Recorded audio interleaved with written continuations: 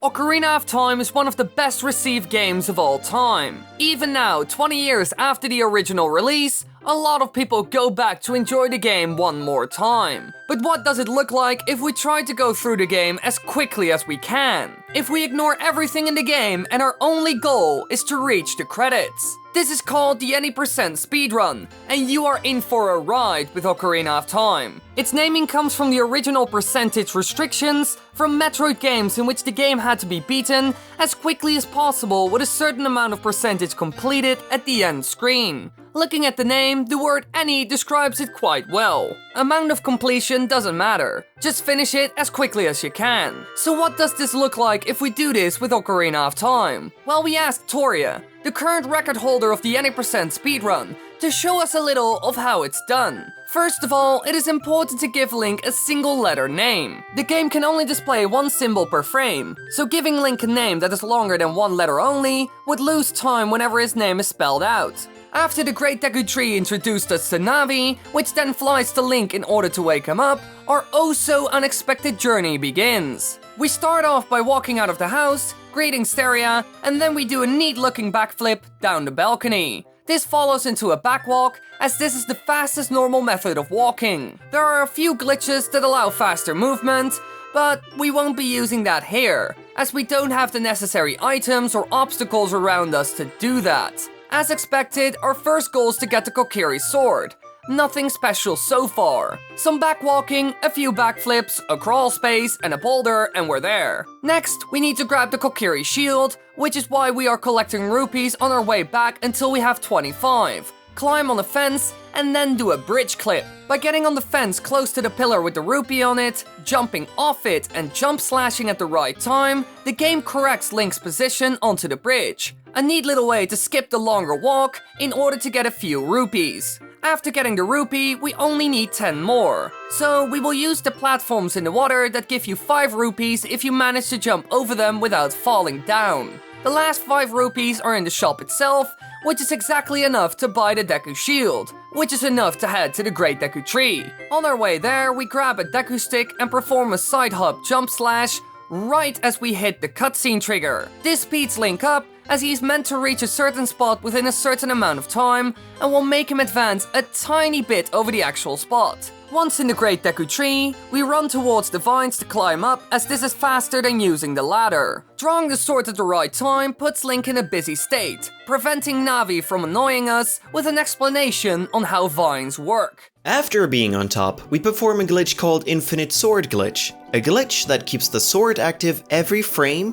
which leads up to Link not being able to fall down if he either tries to jump off a ledge or shield damage in the air without taking damage himself. We use this ability to climb up vines again, but then drop down onto the top walltula. This will keep us in mid-air, and we can now perform a backward side hop. This is done by altering the side hop angle as we side hop as early as possible after doing a sideways roll. This is just high enough to break the cobweb leading us down to the bottom part of Deku Tree, but we side hop off it again in order to even skip most of this part. By aligning ourselves in a certain position and angle, we can grab the vines leading down on a spot that is right above the golden skulltula. And we all know what golden skulltulas are useful for.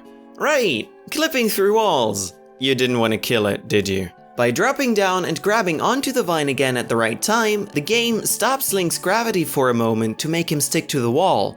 Right when the game tries to do that, we hit the skulltula, which then knocks us through the wall. Luckily, there is more water in the room than meets the eye, so we can use some of it while being out of bounds. We can use this to perform a trick called Dive Cancel, which initiates the dive but cancels the animation. If we now manage to grab the vines, the game will keep us in a diving state, and being on land while the game assumes that we're diving allows us to mess with the game quite a bit. In fact, it messes with the game so much that it entirely delays the pickup animation of items we haven't gotten yet. Using this, we will now climb up the vines a little so we can kill the Deku Baba on the platform, grab the Deku Nuts, and then go all the way to the map chest. By walking in front of the map chest with the game still trying to make us collect Deku Nuts, we can alter what the game actually tried to give us. Now keep in mind, the game still assumes we're diving.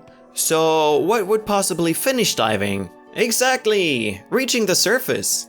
We jump down into the basement again and hit the water. As we surface, the game tries to give us our newly acquired item, which isn't Deku Nuts anymore. The game displays the new item as the compass, but even the game is wrong here. The entire process is called Get Item Manipulation, as you manipulate which item you're about to get from the game, obviously. But let's continue first before we reveal what the game gave us. We now align ourselves with the wall so we can jump off the hardly visible ledge underwater after turning, side hopping and then doing a side roll. This skips most of the basement in the Great Deku Tree. Now we can use the torch next to the wall to light the Deku stick by positioning ourselves properly and then performing a jump slash. With this stick, we can burn the last cobweb blocking our way, solve the Deku Scrub puzzle, and head to Goma. And there we see it. The trick we did earlier gave us a bottle with a blue potion in it. No more Kukos needed. We can just have the game give us a bottle instead of Deku Nuts. We now jump slash when entering the room, which will make the crouch stab deal as much damage as the jump slash with the Deku stick, as it always does as much damage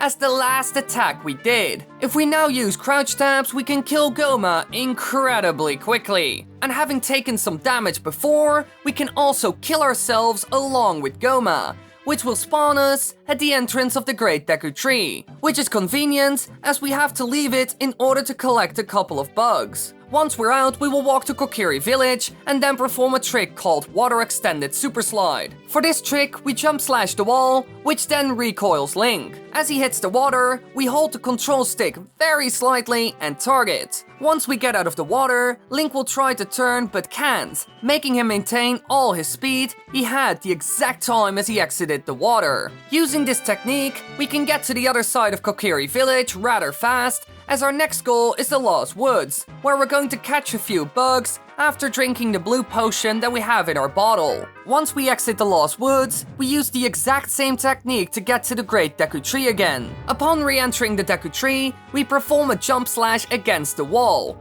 If done at the right time, it will make Link stick to the ceiling of the basement for a short amount of time, which is enough to once again skip most of the basement. As we re-enter the room with Goma in it, we realize that the door is now open again, and we can leave the room whenever we want. Now we can drop and re-catch the bugs, which will make Link keep the bottle in his hand. And this is especially useful as Link tries to initially trigger items that are in his hand, because he doesn't have to pull them out of his pocket first. This can be used to backflip onto the very edge of the blue warp, which is meant to bring us outside of the Deku Tree and give us the Kokiri Emerald. However, as we backflip, we hit the bottle button, which makes Link queue up the bottle cutscene, and as we still are in mid-air, we draw the sword. This will make Link still try to start a cutscene as soon as he lands based on the item he has in his hand. So now Link tries to play a cutscene based on his sword, but the sword itself has no item cutscenes it could trigger,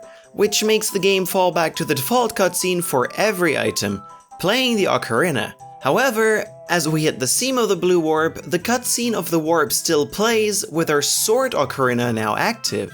If we now manage to leave the room on the right frame, the game will try to play the Kokiri Emerald cutscene in the new room, which doesn't work as this one doesn't have any cutscenes to play, and there is too much to explain from here on which would just make brains explode, so let's just accept the fact that the game will bring us elsewhere.